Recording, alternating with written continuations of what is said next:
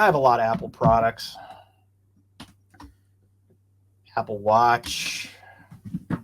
There's my iMessage phone, right? We'll talk about that later. Yeah. But when it comes to what Apple is doing in the ad space, I think it deserves probably diabolical.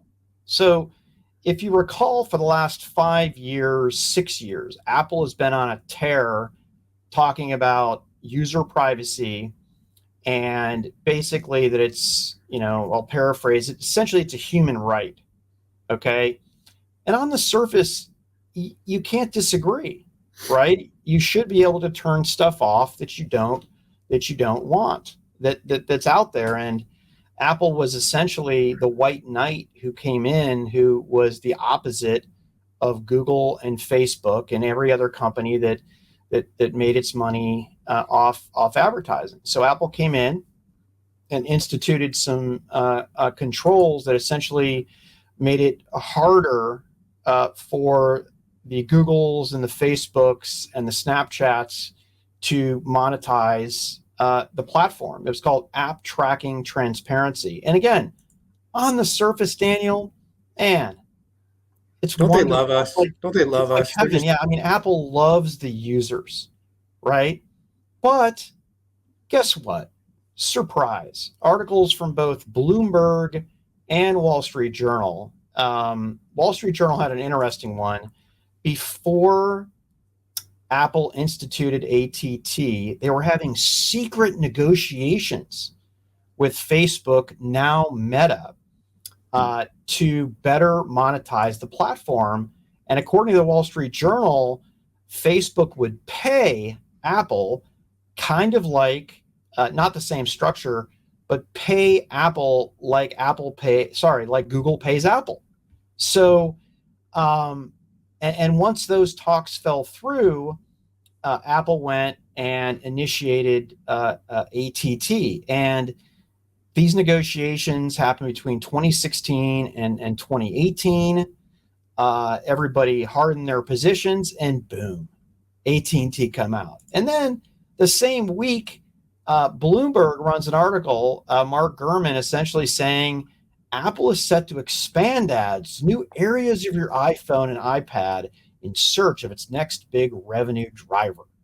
Okay. And we've already seen apps show up in settings.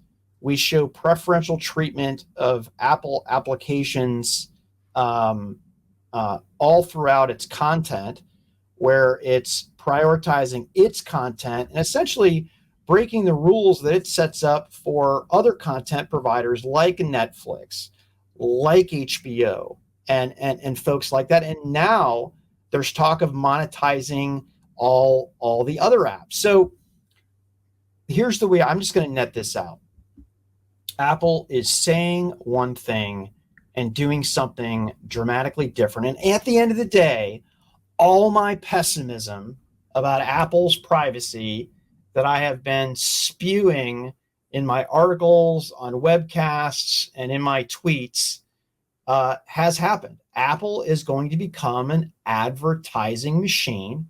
I do have to call out that, actually, I don't know if it will actually abide by its own rules, because it doesn't abide by its own rules when it comes to applications and content advertising that it's asking everybody else to do. So with that, Apple, shame on you.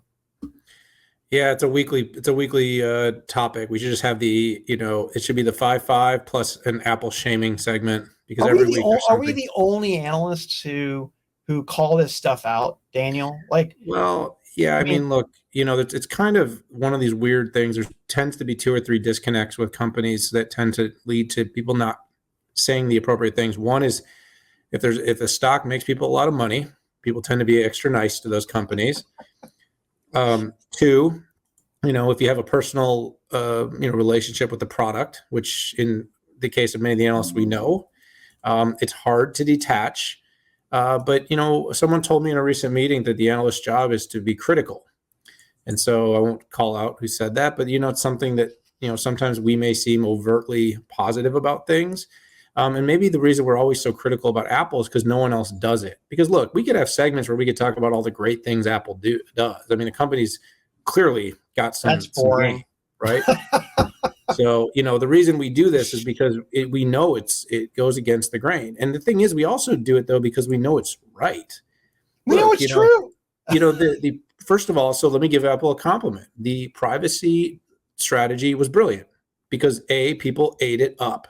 People ate it up. They go, oh, not only does this company make products we love, but they really care about our privacy. Yeah. They're going to lock up my personal life and that little cute little click with the lock. And, but here's the thing that Apple also did, and look, Apple and Facebook going toe to toe, good for them. You know what? Two giant companies. Facebook's a horrible organization. They do terrible things with our data. We know this. This isn't a secret. But they're capitalists. So they make money and they offer a service, by the way, that people care about. I keep up with a lot of people's lives because of Facebook. I keep up with a lot of people because of iMessaging. And we'll talk more about that. But long and short here, Pat, is they basically blew up an industry. They basically changed the rules in a way that would be extremely unfavorable to all their competitors. And they did it under the guise of we're doing something good for the consumer. And then once they've blown it up and made it really bad for everyone else, they sort of start changing the rules back and say, well, okay, now that no one else can advertise and we've got better data and more data, we'll start turning up the crank. You remember the old turn it up to 11? They're going to start turning it up to 11 now because they've basically taken out. Facebook was the biggest competitor standing in its way. And let's face it, just like software needs a semiconductor to run on, these apps need a device. You said it earlier. I'm going to repeat it. I'm going to kill a mosquito. That's what happens when you're close to the water. But anyways, kill the device or kill the app. People still need the device. Now they can just do it right in the Apple iOS. So you know what? Capitalistically speaking, Pat, and as someone who is capitalistic, good for you, Apple. In terms of your BS, in terms of your BS, freaking, we're doing this for you, the people, though. Come on, this is what we're calling out here. We're just calling out. Look, you're getting what you get out there, and look, I'm an Apple user, you're an Apple user, but don't for a minute think this is out of the kindness of their heart. As they crank up advertising and add more ads into things that used to be ad-free experiences, just say this is what you get when you kill competition. Which brings us back to the freaking competition discussion, which again, Apple is still the only company I think that actually needs some antitrust rulings against it. And guess what, Pat? I don't think they ever will.